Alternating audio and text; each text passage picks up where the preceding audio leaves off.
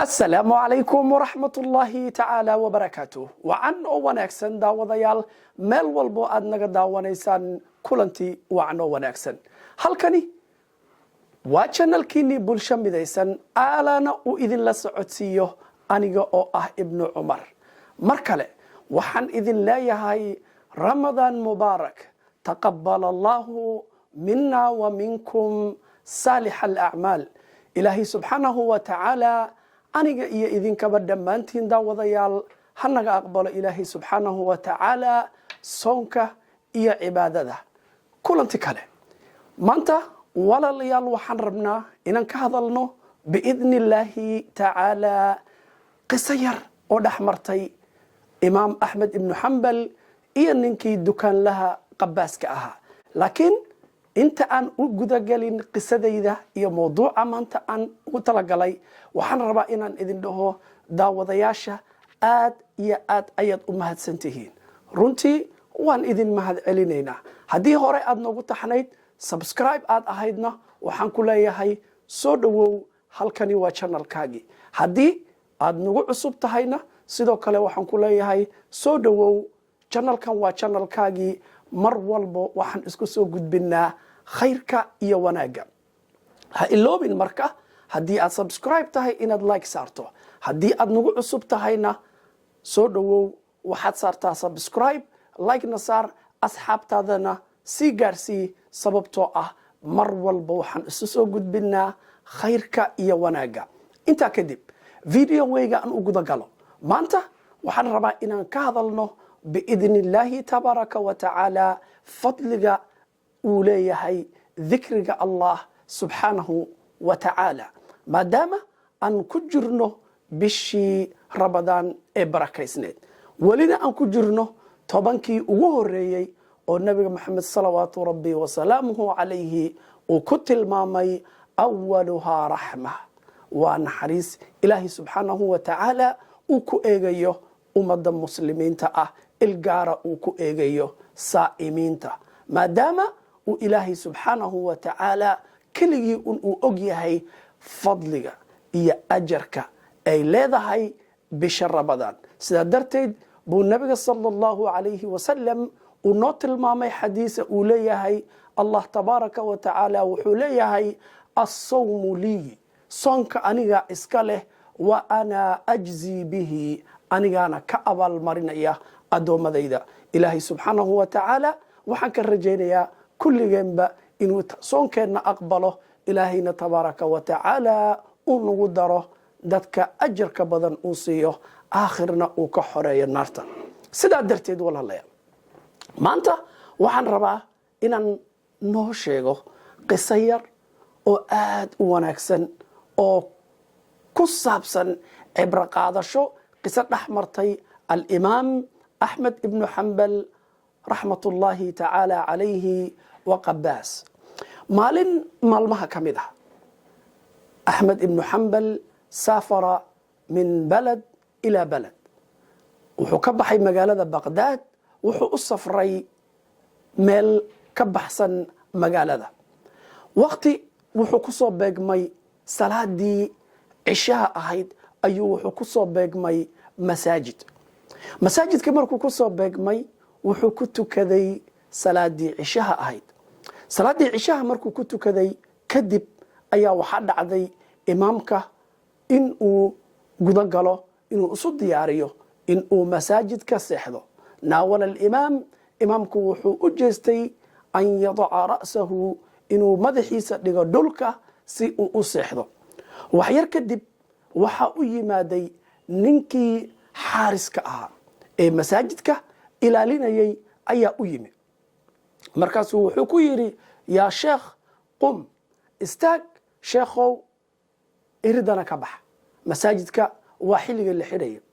waxaa laga yaabaa inaad isweydiinayso maadaama imaam axmed ibnu xambal nin weyn oo macruuf uu ahaa maxaa uu u garan waayey qofkan nacam culummadii hore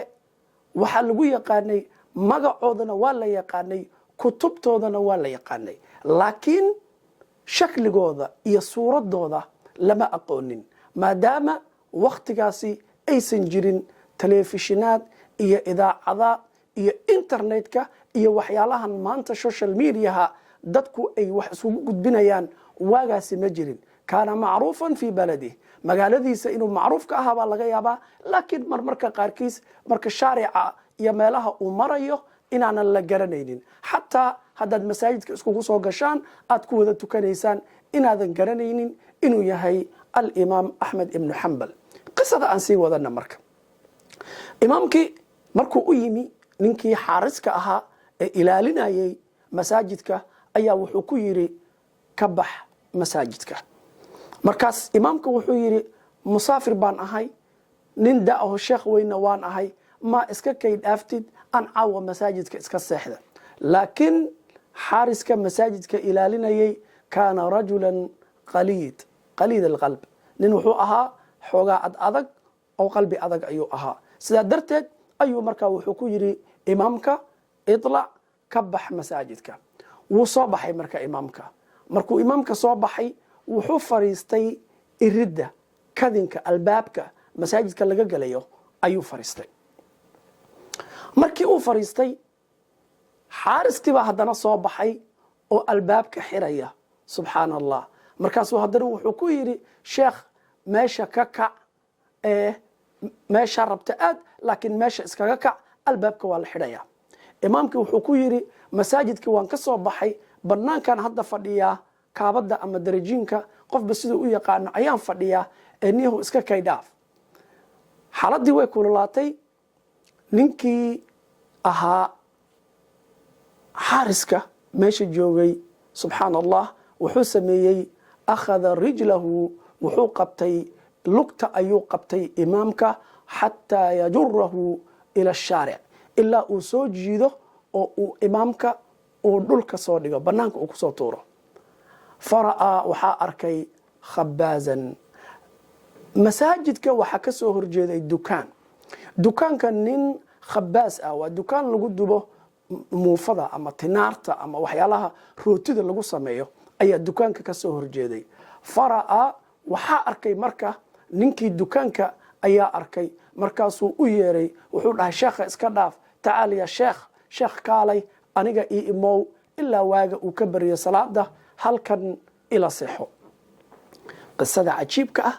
meeshay ka bilaabanayso waa halkan imaamkii alimaam axmed ibnu xambal oo masaajidkii laga soo saaray lugta la soo qabtay banaanka lasoo dhigay iyo ninkii dukaanka joogay oo u yeeray imaamka oo yidhi kaalay aniga ila seexo gogoshan yarta ah oo aan ku seexanayay kaalay ku seexo sidii buu kusoo dhoweeyey sidii buu imaamkii meeshii iskaga seexday ninkii khabaaska ahaa ee shaqadii aroortii baa sugaysa inuu diyaariyo cajiinkii iyo muufadii iyo hoolihii inuu diyaariyo ayaa sugaysa shaqadiisii ayuu guda galay ninkii dukaanka haystay subxaan allah laakiin ninkani waa rajulun dakara allaha subxaanahu wa tacaala kathiiran waa nin ilaahay subxaanahu wa tacaala aad u xusa walaa yazaalu lisaanahu dikru llahi subxaanahu wa tacaala waa mid aanan ka zuulin carabkiisa dikriga ilaahay ninkii wuxuu guda galay marka hooshii markuu qabsanayey oo cajiinkii iyo hoolihii uu samaysanayey inuu guda galo subxaana allah walxamdu lilah walaa ilaaha ila allah wallaahu akbar inuu bilaabo dikrigii allah subxaanahu wa tacaala laaxada alimaam imaamkiibaa arintii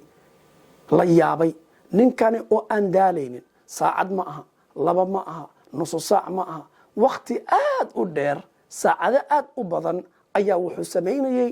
in uu ka hadlo dikriga unbuu hayay carabkiisa subxaana allah imaamkii ayaa u yeeray wuxuu ku dhahay subxaana allah maxaad ka faa'iday dikrigan aad 24 saac carabkaaga aad ku haysid ma daashid miya mayuu dhahay kama daalo carabkayga ayaa la qabsaday dikriga allah subxaanahu wa tacaala maanta oo dhanna kama daalo haddii aan wado arintii ayuu la yaabay imaamka markaasuu wuxuu ku yidhi kayfa wajad calaa haada maxaad ka faa'iday maxaad ka heshay dikrigan badan oo aad akhrinaysid maanta oo dhan maxaad ka heshay imaamkii ayaa arrintii weydiiyey. ninkii wuxuu yidhi marka, wuxuu ugu jawaabay, wamaa min shayin sa'altu allaha subxaanahu wa tacaala ilaa acطaanii iyaaha. ma jiro wax aan ilaahay weydiisto ilaa wuu isiiyaa ilaahay subxaanahu wa tacaala. dikriga aad u jeedid waxaan ku helay in uu ilaahay ducadayda aqbalo. wax walbo aan allah tabaaraka wa tacaala aan weydiistona wuu isiiyaa. arrintii imaamkii aad ayuu ula yaabay. markaasuu wuxuu ku dhahay, imaamkii ayaa wuxuu weydiiyey, wax walbo ilaahay a weydiisato ma ku siiyaa? markaas ninkii qabaaska ee dikriga badnaa dukaanlihii wuxuu yidhi, nacam, wamaa min shayin, ma jiro shay allah aan weydiisto ilaa acطaanii iyaaha. wuu isiiyaa allah subxaanahu wa tacaala ilaa bishayin, hal shay ma ogiye, antadiruhu, oo aan sugaayo. hal shay un baanan jirin oo ilaahay tabaaraka wa tacaala aan weydiistay, waana aaminsanahay inuu isiinayo, laakiin waan sugayaa waqtigeedii markii la gaaro ilaahay tabaaraka wa tacaala wuu isiin doonaa. laakiin wax walboo kale aan weydiistay ilaahay wuu isiiyey. markaas ayuu wuxuu ku yidhi imaamka, shaygaasi waa maxay? sa'altu allaha subxaanahu wa tacaala an yaraanii, inuu ituso buu yidhi alimaam axmed ibnu xambal. subxaana allah, imaam axmed ibnu xambal inta aan noolahay inuu ilaahay tabaaraka wa tacaala uu mar itusiyo ayaan ilaahay tabaaraka wa tacaala weydiistay. arrintii imaamkii wuu la yaabay. fabaka alimaam axmed ibnu xambal, imaamkii wuu la yaabay, wuuna ilmeeyey. kadib ayaa wuxuu ku dhahay imaamka, haa huwa allahi axmedu, kani waa axmed, alimaam axmed ibnu xambal oo aad weydiisatay ilaahay, waa kana maanta wuu ku imaaday, qad yajuruhu fi turaabi, asagoo weli dhulka lagu jiidayo ayuu imaamka maanta uu ku keenay allah subxaanahu wa tacaala. ducadaadii, tasbiixdaadii,